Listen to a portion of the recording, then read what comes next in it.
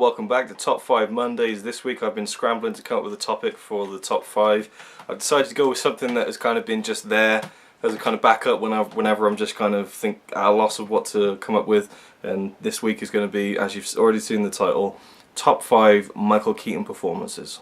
So for me, I did the Michael Keaton month back in October of last year. It was a hugely successful series from a personal point of view. It wasn't very successful from a kind of a YouTube kind of view. Well, they didn't get many views, didn't get many comments, but I did appreciate the people who followed along and did comment on some of the videos. I had Ryan Chataway joining me on a few of the videos, my fiance who joined me on the Beetlejuice video. I think I put more work into that series than I put into anything I've done on YouTube, and it was literally a video every single day in October, and there was a lot of editing that went into every single one of them. So I'm really proud of what I did with them. I really achieved more than I thought that I could with that series, and I'm going to talk about that more in the future, because there's still something I want to kind of do with that series to cap it all off, but it's just taken a long time and for me to get around to doing it. Anyway, cracking on with this video.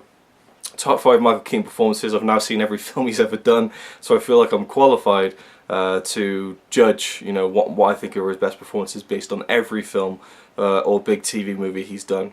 So, a few honourable mentions to start off with. His performance in The Merry Gentleman is fantastic. In The Paper, he's great. Speechless, I really enjoy him in.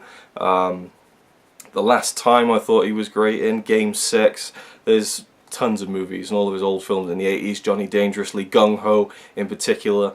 Touch and Go, I thought he was great in. He's my favourite actor.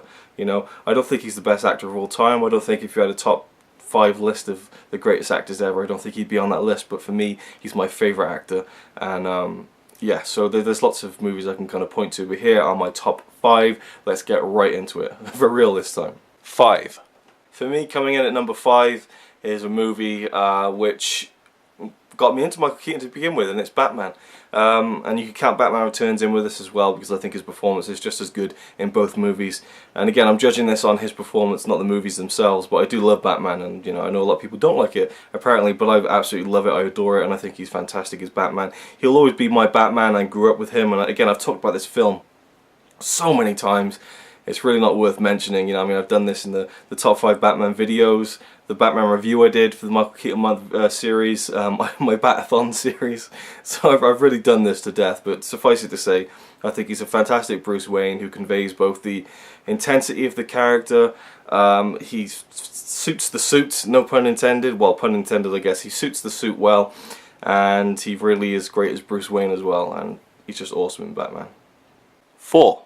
Number 4 for me is probably his best comedic performance, and he is largely known as a comedic actor. He started his career out in comedy, in stand-up comedy, and really broke into the industry of movies with comedy roles. And this is my favourite comedy role he's done, I think, and it is Multiplicity. He's just fantastic in this because he plays 4 different characters, and not only just the special effects that are really impressive for the time, but just how he's able to kind of play 4 different versions of himself. Well, not of himself, but of a certain character, and make them different, and make them all funny and all interesting, and the way they interact with each other. And I think the movie's just great as well. Directed by Harold Ramis. Andy McDowell is a great female lead for the film as well. Well, I wouldn't say she's great, actually. I think she doesn't have much to do because there's so much of Michael Keaton going around in the movie. But she's good for what her part is in the movie, but Michael Keaton just steals it as 4 different people in the film, or 4 different versions of his character, and Multiplicity is just an absolute riot. Absolutely love it. 3. Now we're getting into some dramatic stuff. My Life. This is a movie which is very hard to watch, but I really connected with it, and I thought it was really moving. It made me cry twice, and I thought if you want to see my review of My Life, go back to the Michael Keaton month and I'll talk about it in depth there. I don't cry at movies, but this one I just couldn't help myself. It was so powerful, but at the same time I wouldn't say that it's like one of the most moving films of all time. It just connected with me on some level that I can't even explain really, but it's about a guy who films himself with a camera like I'm doing right now, sits down with a camera and talks to his unborn child because he's been diagnosed with cancer, he hasn't got long left, and so he's trying to instill some advice into his unborn child to tell them about himself, and in the process he realizes that he's kind of neglected his past and the people from his past and his own life and his own memories that he's kind of cast away when he moved on with his life in his later years. So it's a really great movie. My Life, awesome. 2. Number 2, this was a difficult one, but it is Beetlejuice. This film is all about Michael Keaton. He's only in it for 17 minutes, and he manages to just kind of steal the show yet again. It's a great Tim Burton movie, one of his best. I don't think it's quite his best, but one of his best. And certainly, well, I don't know, maybe it is. Maybe I think between this and Edward Scissorhands, you're looking at Tim Burton's best original creepy work, and I love it.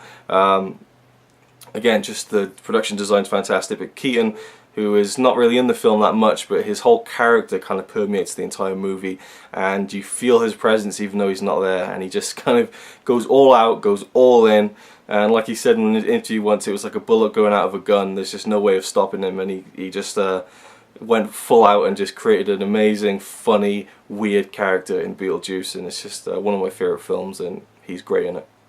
1. So number 1 for me, I mean, it's very hard to pick between this and Beetlejuice, but I'm going to have to go with this one because I feel like it's more of a powerful performance, and probably it is my favorite performance of Michael Keaton's, and I think he's just fantastic in it. I mean, I can't even come up with words anymore that kind of can describe how much I think he's great in this film. It's Clean and Sober from 1988, a movie about a guy who checks himself into rehab to hide from the police because he's a stockbroker, I believe, or he's in real estate, and he squandered thousands of dollars, and so he's basically he's hiding from the police. He's hiding from his work, who, you know, he's lost all this money for, and so he checks himself into this rehab to hide. And of course, you know, it's a bit like almost like One Flew Over the Cuckoo's Nest. You know, he doesn't think he's got a problem, but he has got a problem. He's got a problem with drugs and alcohol, and it's about his realization of that while kind of thinking that he's playing them all, because he doesn't really have a problem, but he does. And that's all I can really say about the movie. You've got to go see it if you haven't seen it. If you like dramatic movies that deal with tough subject matter but deal with them right and in an interesting way and in a powerful way or in a cautionary way, I'd highly recommend Clean and Sober. I think he's fantastic in it. I think he's far, far underrated for this performance. That he should have been at least nominated for an Oscar, I think. But again, the Oscars, you know, they never really kind of cover all the bases, I don't feel. But he really should have been nominated at least. I think Tom Hanks was nominated for Big that year, and I think that's just a travesty. I love Big, love Tom Hanks, think he's fantastic in that movie, but it pales in comparison to the performance Michael Keaton gave in Clean and Sober, in my opinion. So I feel like he was robbed of at least a nomination, a nod from the Academy, but you know, it is what it is, and I think it's absolutely brilliant. It stands up today, and you should go see it. That's my favourite Michael Keaton performance. So there we go, my top 5. Let me know what you think. Again, it's a niche thing, you know, it's not like a top 5 De Niro or anything like that, but there's other movies as well that I love that Michael Keaton has done, like Night Shift is fantastic, one of his first roles. But yeah, that's my video for this week. Thank you for watching. As always, give me suggestions for top 5s, and I'll see you next time. He says he's really cool, but I think he's a tool. Even though I'm sure he's quite nice guy, really.